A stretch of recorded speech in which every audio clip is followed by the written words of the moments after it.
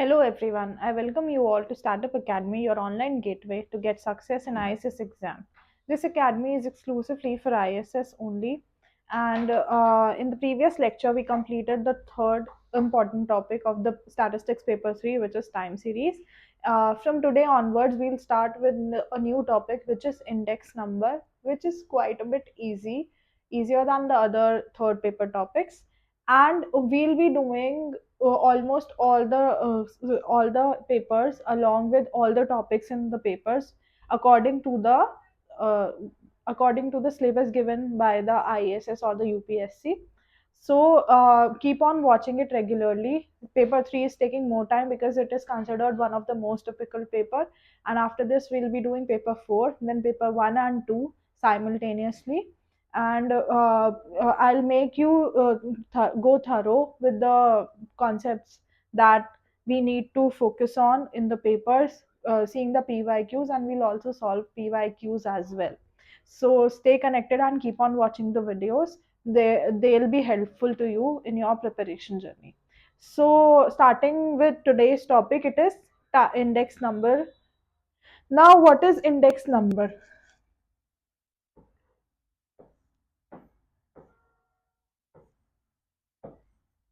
Index numbers are basically used by statisticians for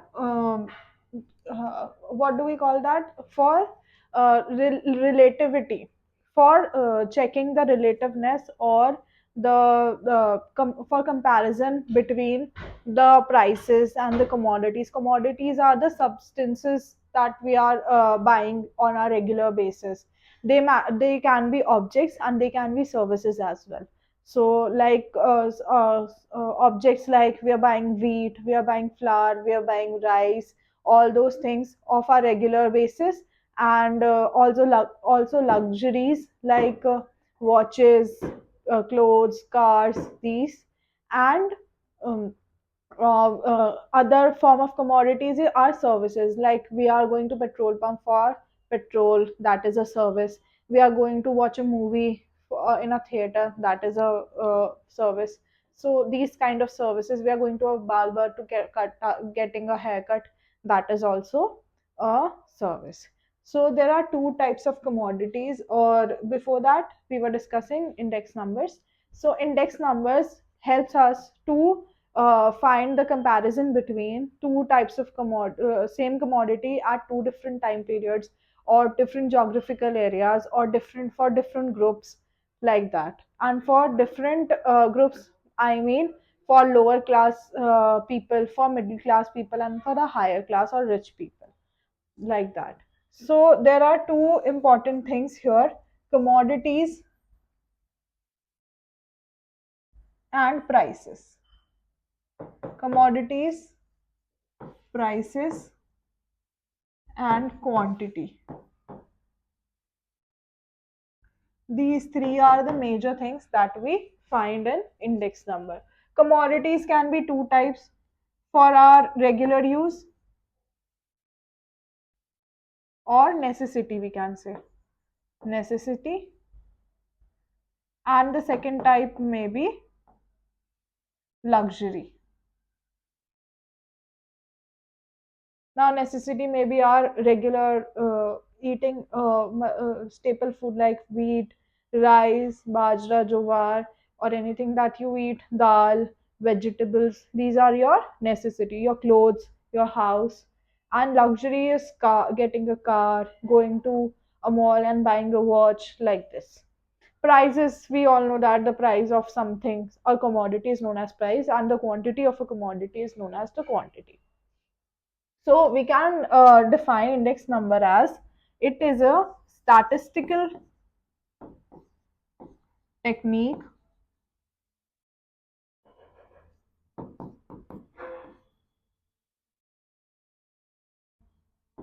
to find a comparison between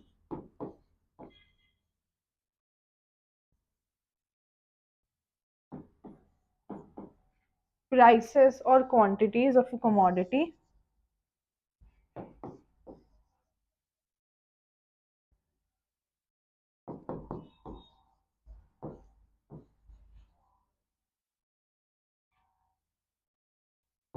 at a particular time based on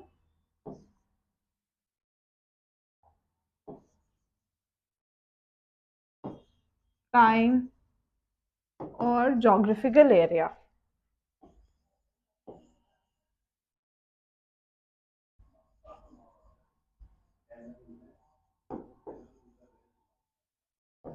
So these are what index numbers are defined as. You can, I have written in my language, you can take the book language as well, but I think this is easier one. You can understand it better and the examiner also can understand it better.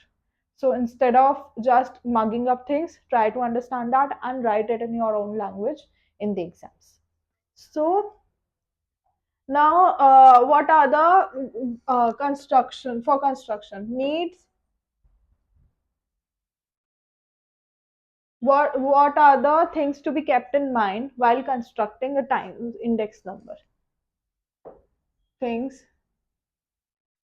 to be kept in mind for constructing index numbers.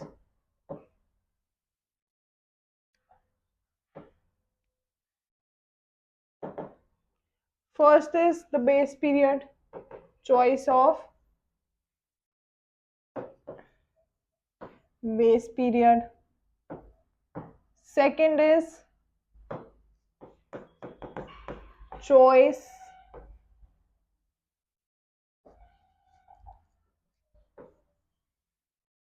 of commodities.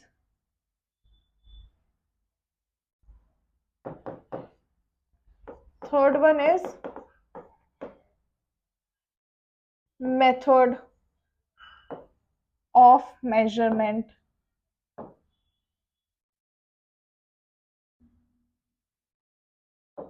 of index number. Fourth one is the time period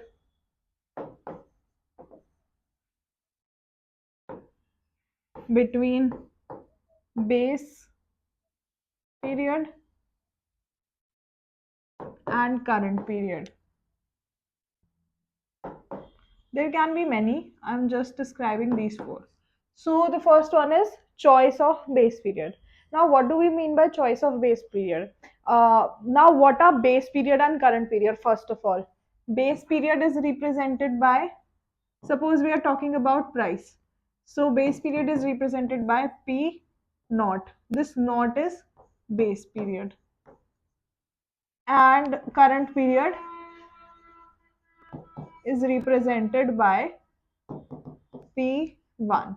This one is current period. This is just a representation. So base period is because we are comparing two prices or quantities of two of the similar commodities of two different geographical areas or time periods. So this base period is the one we are comparing with, and the current period is the one which is compared by. So if I want to compare the price of rice today with the base period, or we can take it 5 years ago, which is 2020. So the price of rice in 2025 would be P1, and the price of rice in 2020 would be P0. So that is base period. So the choice of base period, the base period should be selected so that it is not a period of economic boom or economic downfall or any war where there was emergency in that particular region, or there was war going on, and when the price of that commodity was extremely high or was extremely low. That shouldn't be the case. Base period should be a normal year. That is the first consideration to be kept in mind. Then second is choice of commodities. Now what do we mean by choice of commodities? The choice of commodity means that we cannot take all the commodities together. Like if we have to find the index number of a country or a city, then we cannot take into consideration all the commodities. We'll selectively take one or two commodity, we selectively choose one or two commodities, or we'll leave behind the commodities that have extinguished or that do not exist anymore, and we'll add up new commodities that have uh, currently been shown up in the market that we can add. So here, instead of simple random sampling, we'll take judgmental sampling. Means the commodities which are important for us, we'll take that, and which are not, we'll leave that. So that is the choice of commodities. The third one is method of measurement of index number. Now there are two methods: unweighted method, unweighted average method, and weighted average method. Unweighted average method does not include the weight or the quantities, and weighted one includes that. And we can also take in weights, we can take arithmetic mean, we can take geometric mean, we can take harmonic mean, whatever we like. So that also varies the index number. So that is also very important. And the fourth period is time period between the base period and the current period. So suppose if we want to find the number of the price of wheat, suppose in 2025, and we have to compare it with and we are taking the base period as 1990, which 1995, let us take. So it is 30 years prior, which is a very big time period.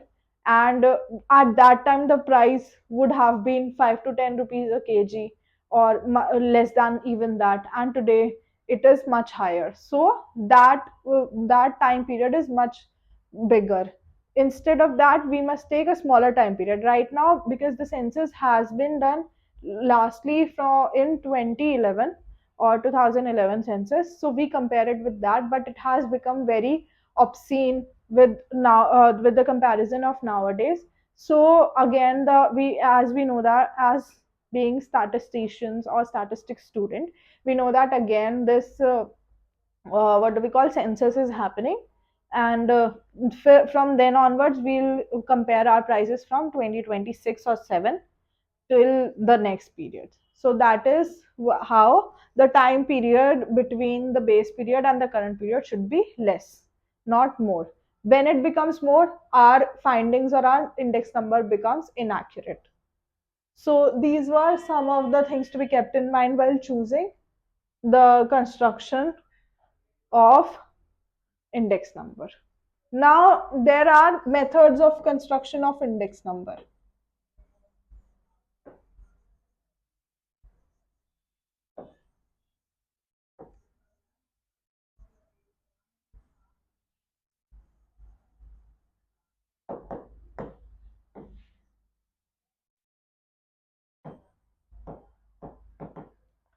There are two methods.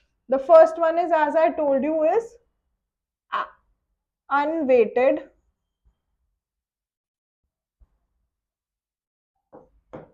average method.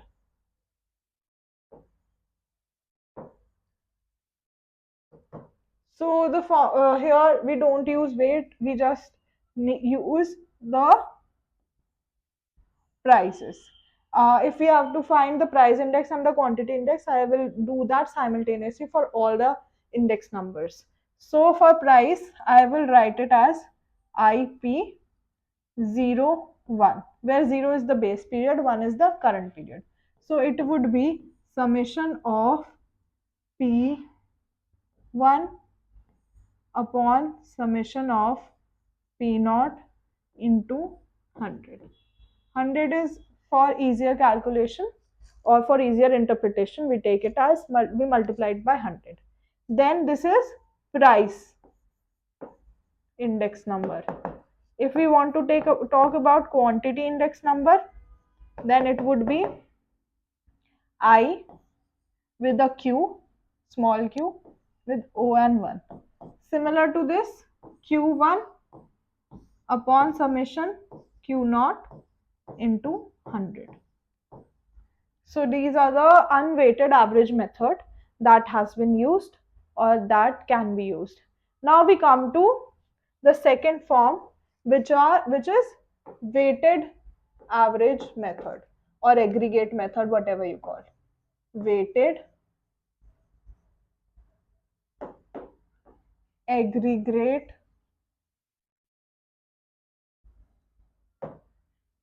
method. So weighted aggregate method has, first of all, we'll take price. So as the name suggests, it has weight. So for price I P 01 equals to summation P1 W I upon summation P naught Wi, where Wi is the weight, into 100, where we can say that where Wi is the weight of the commodity.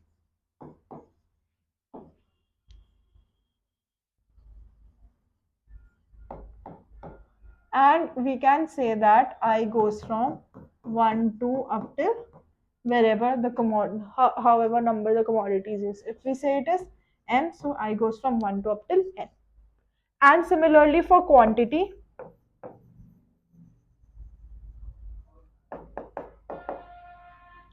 I 01 q for quantity would be equal to summation q1 wi upon summation q naught wi into 100, where also I goes from 1 to up till n.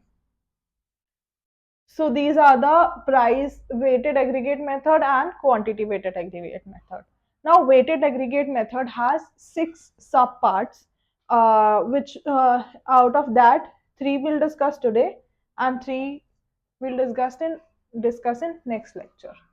Or let us discuss 2 today and 4 in the next lecture. So they are further divided into 6 parts. First is last pairs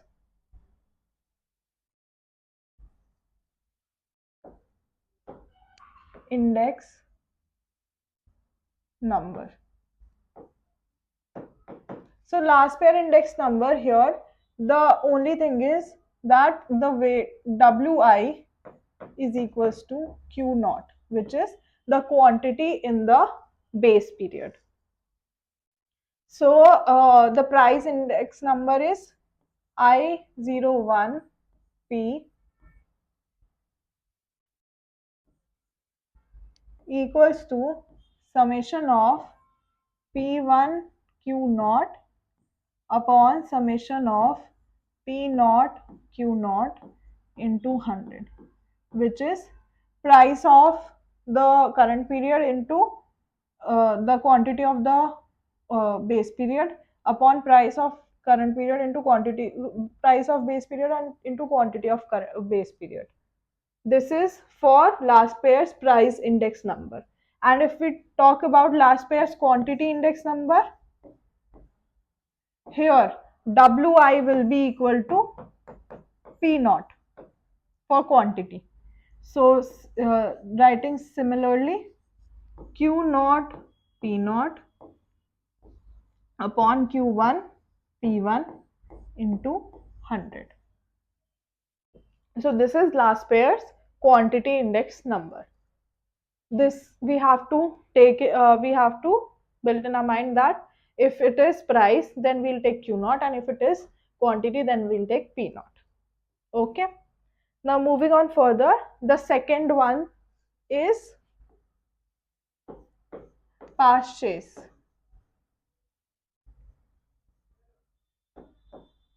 index number.